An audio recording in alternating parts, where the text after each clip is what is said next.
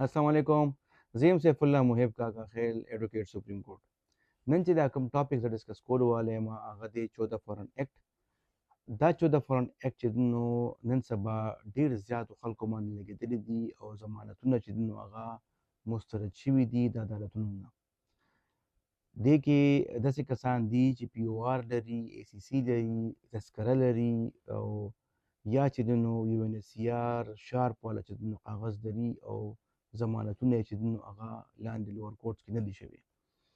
دوی سره هغه ټایم کې د سره چې دا کاغذونه او دا کسان چې نو سنټرل جیل کې چې نو د هفتونه چې نو پراته دي.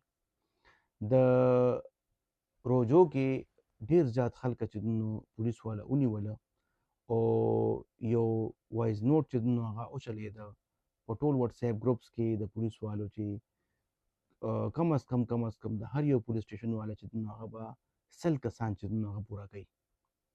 نو ټول ډسټرکټ اینډ سیشن کورټ مجسټریټ عدالتونه دا ټول چې نو د هغې خلکو د مهاجرین ډکو چې کوم کسانو سره دستاویزات نو. داسې کسان هم پکې وو چې ټول فیملی سره شناختي کارډونه او ماشوم دی هغه شناختي کارډ نه یې جوړ کړی نو دی هم پکې اوچت کړی دی.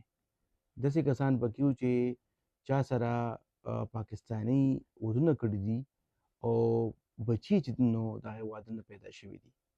نو دې باندې موږ ډېر زیات کیسونه کړي دي او خلکو له چې نو موږ د های کورټ نه سټې آرډرز اخیستي دي چې دا کسان اریسټ کویم، تنګویم او تنګول مطلب داسې چې هراسه کویم.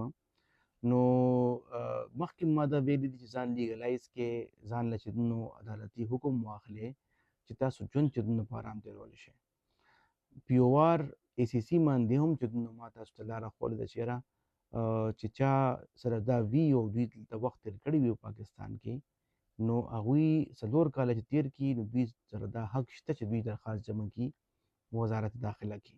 او که فرض کړه وزارت داخله یې درخواست نه اخلي نو بیا چې نو دوی عدالت ته رجوع کولی شي. بیا د هغې نه پس پیدایش په بنیاد باندې ډېر خلک چې نو پیدایش یې دلته شوی دی خو هغوی درخواستونه نه یې جمع کړي نو هغه کسان هم چې نو جیل ته چې نو راغلي دي او باقاعده چې نو هغوی اوس سنټرل جیل کې پراته دي. ودونو والا چې کوم کسان دي هغوی ودونه پاکستانیانو سره کړي دي او بچي هم پاکستانیان دي او اریسټ شوي دي او ډیپورټیشن دپاره چې تیار ناست دي. نو په دې کې اوس 3 قسمه فیصلې راغلي. 2 ججانو چې نو هغوی یو قسمه فیصله وکړه چېرې دا کسان چې نو د دوی ضمانت چې نو هغه کیدی شي. دریم جج چې نو هغه هم ده وویل چېرې نه ضمانت کیدی شي. بیا د هغې نه پس چې یو فیصله د چیف جسټس راغله چېرې نه ضمانت د دوی نشي کیدی او پالیسي چې کومه ده د ګورنمنټ والا هغه به فالو کیږي. نو د دې ویډیو مطلب دا دی چې کوم خلکه دا مسایل چې دونه هغوی ته دي او پکار دا ده چې هغوی ځان لیګلایز کړي، عدالتونو نه آرډر واخلي یا چې نو نادره سره رجوع کړي او خپل چې نو ودونه رجسټر کړي، خپل پیدایش چې نو ځان چې نو رجسټریشن وکړي. چې چا دلته ټایم تېر کړی دی هغوی چې نو ځان له درخواستونه چې نو جمع کړي.